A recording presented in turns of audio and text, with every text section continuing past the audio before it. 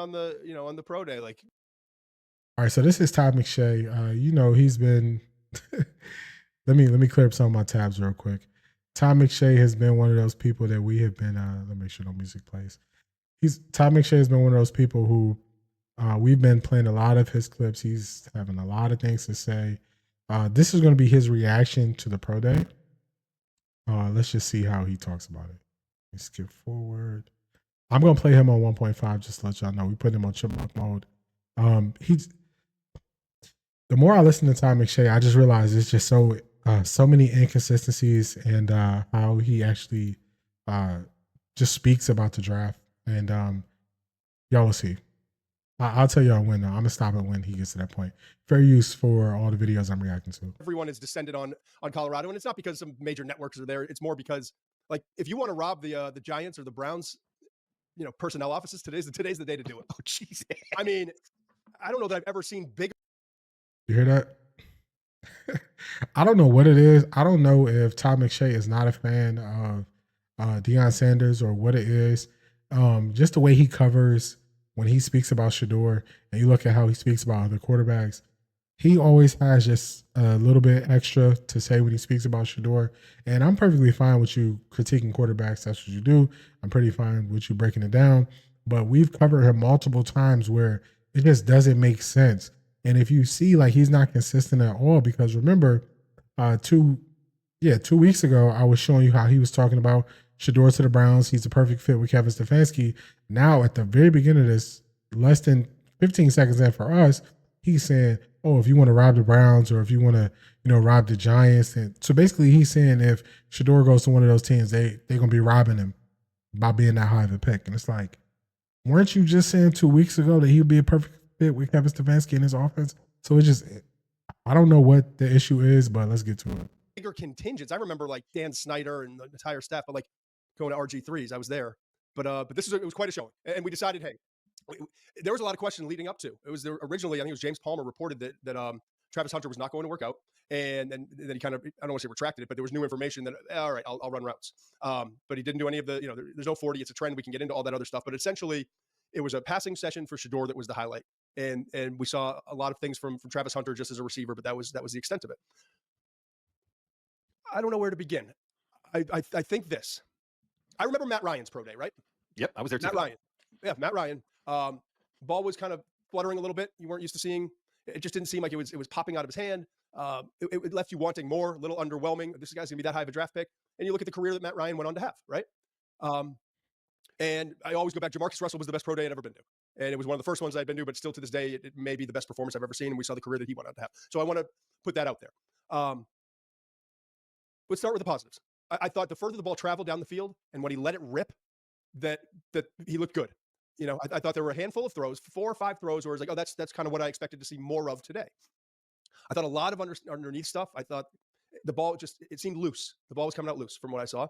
And I guess I was expecting. Let's just talk about it. I guess I was expecting with Shador and all the talk leading up about he doesn't have this big. So that was the positives. He said, let's start on a positive note. That was the extent of his positives, that he said 4 to 5 passes that he let rip further down the field. And now he's already off the positives, and he's going to go into what he believes Shador should have done at the pro day. After saying he was at Jamarcus Russell's pro day, he had the best pro day ever, and look how his career turned out. And also he was at Matt Ryan's pro day, and look at how his career turned out. So this is why I say, like, when I'm listening to Todd McShay, I think he's kind of freestyling when he's speaking and not kind of going through a plan of what he wants to say, because things don't line up from they don't line up from the beginning going through.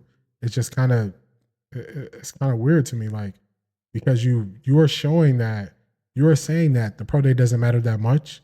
You say one positive thing, and now it seems like he's about to go negative. So let's see. Big arm. He doesn't have, obviously the mobility is what the mobility is, but I was expecting to see, spending this much time preparing for a pro day, that he comes out and was sending a message of driving the ball down the field, back, get to the top of his drop, stick his right foot in, drive off, and showcase more arm than people were giving him credit for. I saw a few flashes of it. It didn't seem like that was an intention today. And it left me wanting a little bit more. What are your Strange, thoughts? right? That was strange. Why don't you go out and show that your weaknesses aren't as much of an issue as some people might think? And I thought he did. So this is where I'm saying it doesn't make sense. It doesn't matter that much. They're going to talk about how they don't even like pro days. It's just kind of a thing that happens. But then you heavily critique the thing that you say doesn't really matter that much.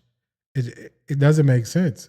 You would think that you would just say, "Up, just another pro day," but they wanted his pro day. They wanted something from his pro day that he didn't. That they wanted something from his pro day that he didn't show, and then that's what they're using to critique.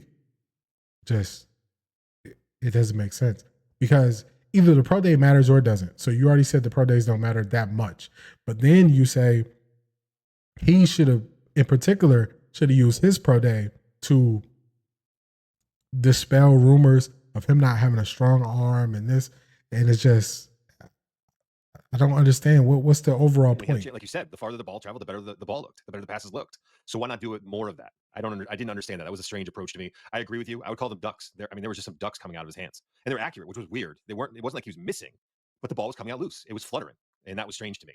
I also say that I want to be careful about the arm strength because I think the narrative has become that he has maybe a weak arm. No, he doesn't have Cam Ward's arm. And it's easy after watching Cam Ward throw at his pro day to say, oh, that's not the same arm strength. Correct. It's not. But it's like the running back who runs 4.39 versus the running back that runs 4.50. The guy that ran a 4.50, that's a pretty good time for a running back, man. Like, let's not get lost in some of these numbers or in some of these comparisons. I think the arm strength is fine. It was the more alarming thing to me was the way it was coming out of his hands. And I'm just going to say this. I got to say this. These things drive me nuts. These pro days drive me nuts for these very reasons. One, they're so scripted. I just don't know how much you really learn from these things sometimes. It's just more information to make you think instead of going off of what you've already seen. Yeah, and this is, I mean, you're getting a little taste of Mensch being a little pissed off because I dragged him away from. All right, so y'all see, like, you just hear it. It's like, okay, so you say his arm is fine. You say his arm is not the issue. Then you say you don't understand the point of the pro days. I don't even understand what this reaction is for. I don't even understand why you would even do this video. Why would you even make this video? This is one of those things where you would just be like, you know what? Another pro day, keep it moving. So McShay says, oh man, he should have answered the question more of him throwing the deep ball. Then I think I'll just call him Steve. I don't want to mispronounce his last name.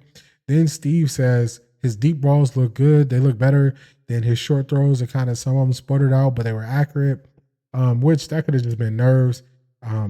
So it's just, it's different levels that they cover these things where I'm just kind of wondering, like, what is the point? What is the point of what you're saying? Like, what do you want people to walk away with? What are you trying to convey with this? And a lot of times when I'm watching, I just don't know what to walk away with. No, it's not even that. No, listen, man. I remember Teddy Bridgewater. Name a good quarterback in the league. Name one. Name anyone. Joe Burrow. I was there. Name at his pro day. Name another one. Patrick Mahomes. Yep, I was there. Justin Herbert. Yep, there. Okay. I've been to almost all of them in the last, I don't know, 13, 14 years. I chose not to go. This is a new gig. We could have easily called. Hey, Connor and Evans, we're heading out to Colorado. Yeah, sure. Okay. That's how supportive everyone. What do you need? What do you need? Nah. So, and I didn't do that because it's more important to be here and watching tape and doing our process. And I felt like for a long time, I was just kind of like company shill to go out and be there. But again, Brian Daboll's there. Joe Shane's there, right? Jimmy Haslam, the owner's there for the Cleveland Browns. Kevin Stefanski, Andrew Berry, they're all there. So there's value to it. But I also want to remind people, the Browns had dinner last night with Travis and Shador. And I believe that the Giants contingent, it's either tonight, Friday night, or Saturday. I want to tonight or having dinner with them too.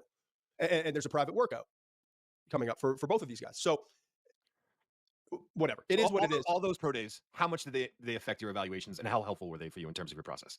There were little things that were helpful. And quite honestly, like I approached ESPN and then we pushed hard. And I don't want to say I had anything to do with it, but it was a call it an initiative for a long time. And it was also an initiative for NFL teams. I think everyone was kind of pushing to get them stacked within like a week. And in my last few years of going, it's kind of just a tangent. I'm watching this. I'm just trying to figure out, like, what's the point? A lot of times, I'm hearing them and I'm like, I'm a great listener. I listen to detail. I'm paying attention and I'm like, what are you trying to convey? What are you trying to convey? And to me, it seems like they think it was a waste of time, which I'm cool if you say it's a waste of time, but why even respond to what you think is a waste of time? So for instance, when I'm going through the week and I'm just like, okay, this is a good story. This is a good story. This is something to talk about. It's times where I just move stuff off because I'm like, okay, it came and went, or it didn't have as much buzz as I thought. That would be a waste of time. I don't speak on it. I don't understand why they didn't take that approach with this. So I just wanted to show y'all that because I've been the most confused when it comes to Todd McShay when he's speaking on Shador. It's the most confusion only when he's speaking on Shador. And I think I think this is after, I think that's why I have this clip here. I think this is after, this might be after Jackson Dart's pro day.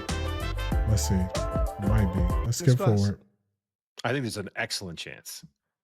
An excellent chance. I mean, it's just a matter. I mean, I don't think there's any shot of him going the first round. I don't even. No, I'm not talking about that. But I'm now talking about these combination picks, right? Where you don't get your guy, you opt out, if you will, for a bet. So, yeah. Because here's my thing. It lines up with our evaluations and our conversations with teams. I don't know a single person in the National Football League that doesn't have a higher grade on Abdul Carter and or Travis Hunter than they do. Right. Two things can be true here. You can absolutely love Abdul Carter and Travis Hunter, but also really, really like Shador Sanders, but recognize the grade's not. So quarterback's more important, yes, but it's still a pass rusher, and it's still this generation. Y'all see what I'm saying? Even when this is supposed to be a clip about Jalen Milroe draft buzz and like, you know, where he's going, and that's what he started talking about. And then he just mentioned Shador. Like this is the thing that confuses me. Talent that might do something nobody else has done. So, and FanDuel agrees, and every evaluator I talk to in the league agrees. Like, yeah, I really like him. Varying degrees of, I do like him. Some are like, no, I think the gap. I've talked to people. I don't think the gap is huge between Ward and Shador, but I do recognize the gap. Others, yes, there are people out there I've spoken to that have him kind of a late first, early second type grade, but that always gets pushed up. So it all kind of falls in line. And then if you are a team like Cleveland or the Giants, or you are a team like Las Vegas with Tom Brady saying, I want to develop a quarterback.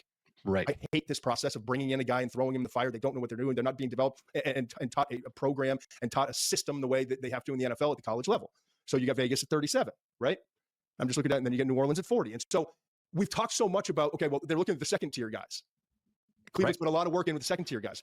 Colin Cowherd comes out with Jalen Milroe. And this is why I think it's fascinating. Colin Cowherd comes out with Jalen Milroe and says, I'm getting intel that Pittsburgh's absolutely in love with Jalen Milroe. Could take him at 21.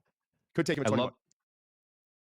Oh, okay. That's what I was trying to figure out. I'm like, why did I have this in here?